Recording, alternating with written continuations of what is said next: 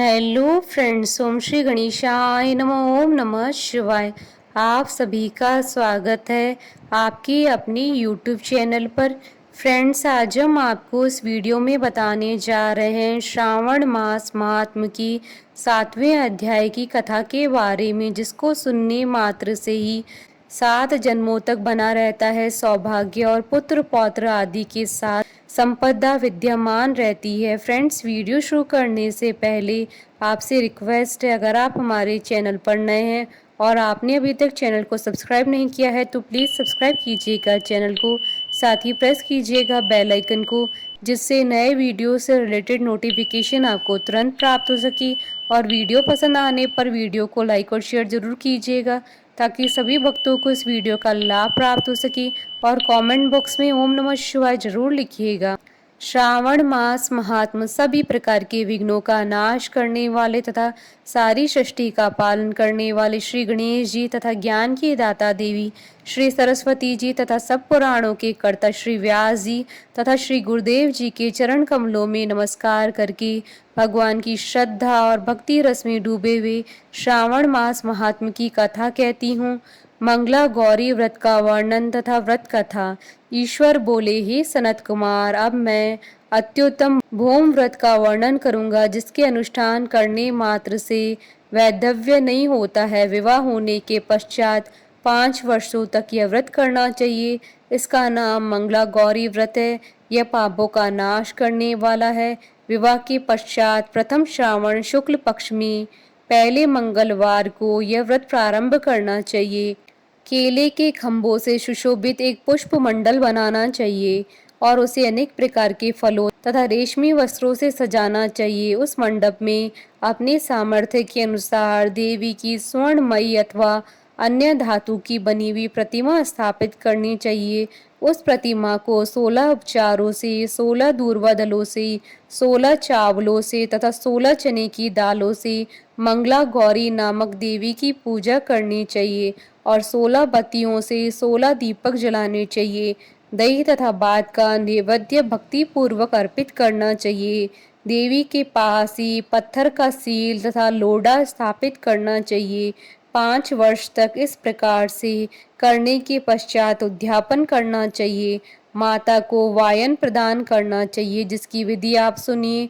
अपने सामर्थ्य अनुसार एक पल प्रमाण स्वर्ण की अथवा उसके आधे प्रमाण की अथवा उसके भी आधे प्रमाण की मंगला गौरी की प्रतिमा निर्मित करानी चाहिए। अपनी शक्ति के अनुसार स्वर्ण आदि के बने तंडुल पूरित पात्र पर वस्त्र तथा रमणीय कंचू की ओढ़नी रखकर दोनों के ऊपर देवी की प्रतिमा स्थापित करनी चाहिए। पास में चांदी से निर्मित सिल तथा लोढ़ा रखकर माता को वायन प्रदान करना चाहिए। इसके बाद 16 सुहासिनियों को प्रयत्न पूर्वक भोजन कराना चाहिए। ही विप्र, इस विधि से व्रत करने पर 7 जन्मों तक सौभाग्य बना रहता है और पुत्र पौत्र आदि के साथ संपदा विद्यमान रहती है। सनत कुमार बोले, सर्वप्रथम इस व्रत को किसने किया था और किसको इसका फल प्राप्त हुआ? हे शंभु, जिस तरह से मुझे इसके प्रति निष्ठा हो जाए, कृपा करके वैसे बताइए।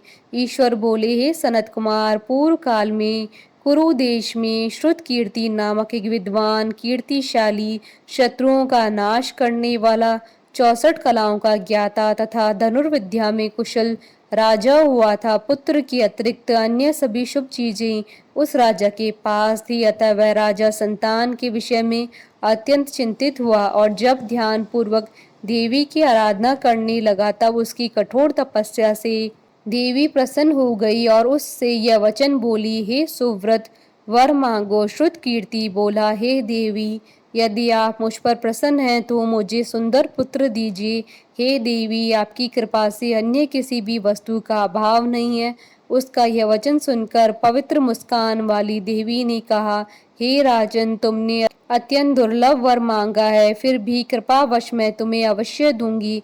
किंतु हे राजेंद्र, सुनिए, यदि परम गुणी पुत्र चाहते हो तो वह केवल 16 वर्ष तक जीवित रहेगा, और यदि रूप तथा विद्या से विहीन पुत्र चाहते हो तो दीर्घजीवी होगा। देवी का यह वचन सुनकर राजा चिंतित हो उठा और पुनः अपनी पत्नी से परामर्श करके उसने गुणवान तथा सभी शुभ लक्षणों से संपन्न 16 वर्ष की आयु वाला पुत्र मांगा। तब देवी ने भक्ति संपन्न राजा से कहा, हे नृपनंदन, मेरे मंदिर के द्वार पर आम का वृक्ष है, उसका एक फल लाकर मेरी आज्ञा से अपनी भार्या को उसे भक्षण करने हेतु प्रदान करो, जिससे वह शीघ्र ही गर्भ धारण करेगी, इसमें संदेह नहीं है। प्रसन्न होकर राजा ने वैसा ही किया और उसकी पत्नी ने गर्भ धारण किया। 10वें महीने में उसने देवतुल्य सुंदर पुत्र को जन्म दिया। तब हर्ष और शोक से युक्त राजा ने बालक का जात कर्म आदि संस्कार किया और शिव का स्मरण करते हुए उसका नाम चिरायु रखा। इसके बाद पुत्र के 16 वर्ष होने पर पत्नी सहित राजा चिंता में पड़ गए और वे विचार करने लगे कि यह पुत्र बड़े कष्ट से प्राप्त हुआ है और मैं इसकी दुखद मृत्यु अपने ही सामने कैसे देख सकूंगा। ऐसा विचार करके राजा ने पुत्र को उसके मामा के साथ काशी में भेज दिया। प्रस्थान के समय राजा की पत्नी ने अपने भाई से कहा कि कार्पटिक का वेश धारण करके आप मेरे पुत्र को काशी ले जाइए। मैंने भगवान मृत्युंजय से पूर्व में पुत्र के लिए प्रार्थना की थी और कहा था कि हे विश्वेश, आप जगतपति की यात्रा के लिए मैं उस पुत्र को अवश्य भेजूंगी, अतः आप मेरे पुत्र को आज ही ले जाइए और सावधानी पूर्वक इसकी रक्षा कीजिएगा। अपनी बहन की यह बात सुनकर भांजे के साथ वह चल पड़ा। कई दिनों तक चलते चलते वह आनंद नामक नगर में पहुंचा। वहां सभी प्रकार की समृद्धियों से संपन्न वीरसेन नाम वाला राजा रहता था। उस राजा की एक स्वर्ण लक्षण संपन्न युवावस्था प्राप्त मनोहर तथा रूप लावण्यमयी मंगला गौरी नामक कन्या थी। सभी उपमानों को तुच्छ करके सौंदर्य अभिवृद्धि को प्राप्त वह कन्या किसी समय सखियों के साथ नगर के उपवन में क्रीड़ा करने के लिए गई हुई थी। उसी समय वह चिरायु तथा उसका मामा वे दोनों भी वहां पहुंच गए और उन कन्याओं को देखने की लालसा से वहीं विश्राम करने लगे।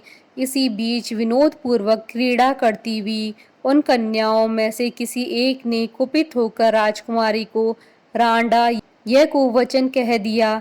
तब उस अशुभ वचन को सुनकर राजकुमारी ने कहा, तुम अनुचित बात क्यों बोल रही हो? मेरे कुल में तो इस प्रकार की कोई नहीं है। मंगला गौरी की कृपा से तथा उनके व्रत के प्रभाव से विवाह के समय जिसके सर पर मेरे हाथ से अक्षत पड़ेंगे, हे सखी, वह यदि अल्प आयु वाला होगा तो भी चिरंजीवी हो जाएगा। इसके बाद वह सभी कन्याएं अपने अपने घर चली गईं। उसी दिन राजकुमारी का विवाह था। बाहिक देश के दृढ़ धर्मा नामक राजा के सुकेतु नाम वाले पुत्र के साथ उसका विवाह निश्चित किया गया। वह सुकेतु विद्याहीन, कुरूप तथा बहरा था। तब सुकेतु के साथ आए हुए उन लोगों ने विचार किया कि इस समय कोई दूसरा श्रेष्ठ वर ले जाना चाहिए और विवाह संपन्न हो जाने के बाद वहां सुकेतु पहुंच जाए। उन लोगों ने चिरायु के मामा के पास जाकर याचना की कि आप इस बालक को हमें दे दीजिए, जिससे हमारा कार्य सिद्ध हो जाए। इस पृथ्वी पर परोपकार के समान दूसरा कोई धर्म नहीं है।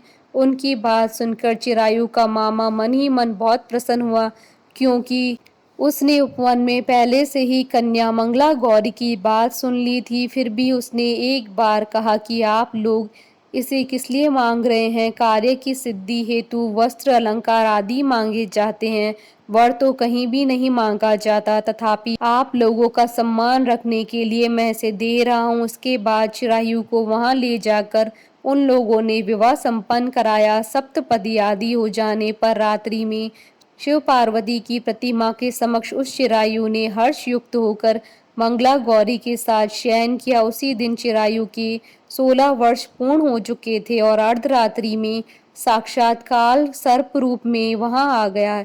इसी बीच संयोगवश राजकुमारी जाग गई। उसने उस महासर्प को वहां देखा और वह भय से व्याकुल होकर कांपने लगी। तभी उस कन्या ने धैर्य धारण 16 उपचारों से सर्प की पूजा की और पीने के लिए दूध दिया। उसने दीनता भरी वाणी में उस सर्प से प्रार्थना की तथा स्तुति की। मंगला गौरी प्रार्थना करने लगी कि मैं उत्तम व्रत को करूंगी, जिससे मेरे पति जीवित रहें। यह जिस तरह से चिरकाल तक जीवित रहें आप वैसा कीजिए। इतने में सर्प वहां स्थित एक कमंडल में प्रवेश कर गया और उस मंगला गौरी ने अपनी कंचुकी से उस कमंडल का मुंह बांध लिया। इसी बीच उसका पति अंगड़ाई लेकर जाग गया और अपनी पत्नी से बोला, हे प्रिय, मुझे भूख लगी है। तब वह अपनी माता के पास जाकर खीर लड्डू ले आई और उसके द्वारा दिए गए भोज्य पदार्थ को उसने प्रसन्न मन से होकर खाया। भोजन के पश्चात हाथ धोते समय उसके हाथ से अंगूठी गिर पड़ी। तांबूल खाकर वह पुनः सो गया। इसके बाद मंगला गौरी कमंडल को फेंकने के लिए जाने लगी। विधि की कैसी गति है कि उस कमंडल में से बाहर की ओर जगमग करती हुई हार कांति को देखकर वह आश्चर्यचकित हो गई। घट में स्थित उस हार को उसने अपने कंठ में धारण कर लिया। इसके बाद कुछ रात शेष रहते ही चिरायु का मामा आकर उसे ले गया। इसके बाद वर पक्ष के लोग सुकेतु को वहां ले आए। उसे देख मंगला गौरी ने कहा कि यह मेरा पति नहीं है। तब उन सभी ने उससे कहा, हे शुभे, तुम यह क्या बोल रही हो? यहाँ तुम्हारा कोई परिचायक हो तो उसे हम लोगों को बताओ। मंगला गौरी बोली, जिसने रात्रि में 9 रत्नों से बनी अंगूठी दी है उसकी अंगुली में इसे डालकर परिचायक की निशानी देख लें। मेरे पति ने रात्रि में मुझे जो हार दिया था उसके रत्नों का समुदाय कैसा है, इस बात को यह बताए। यह तो कोई अन्य ही है। इसके अतिरिक्त रात्रि में आम सींचते समय उनका पैर कुमकुम से लिप्त हो गया था। वह मेरी जांघ पर अब भी विद्यमान है। उसे आप लोग शीघ्र देख लें। साथ ही रात में परस्पर भाषण तथा भोजन आदि जो कुछ किया था उसे भी यह बता दे, तब निश्चय ही यह मेरा पति है। इस प्रकार वचन सुनकर सभी ठीक है कहने लगे, किंतु जब एक भी बात न मिली तब सभी ने सुकेतु को उसका पति होने से निषिद्ध कर दिया और वर पक्ष वाले जिस तरह से आए थे उसी तरह से चले गए। उसके बाद अपने वंश को बढ़ाने वाले महान यश से संपन्न तथा परम मनस्वी मंगला गौरी के पिता ने अन्नपान आदि का सत्र चलाया।